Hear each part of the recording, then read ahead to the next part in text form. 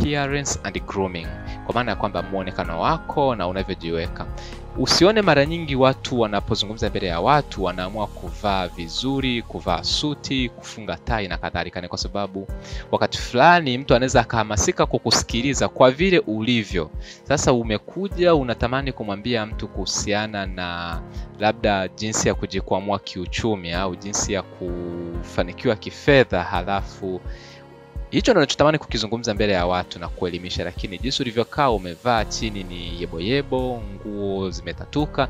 Sasa mtu anakuangalia, anafananisha unachojaribu kukizungumza, ana vitu haviingii, tangu mwanzo anaanza kuwa na picha tofauti. Kwa hiyo wakati mwingine usishangae kuona wachungaji au watu mashuhuri wakivaa nguo na kupendeza, ni kwa sababu wakati mwingine unavyomtazama mtu tu kwanza unamheshimu na unakuwa tayari kumsikiliza. Kwa hiyo jitahidi sana kuzingatia hili. Sasa tukisema kwamba appearance and grooming, maana yake ni mavazi uliyoamua kuyachagua na ulivyojiweka. Hatumaanishi kwamba ulambe mpaka kweli kweli, hapana.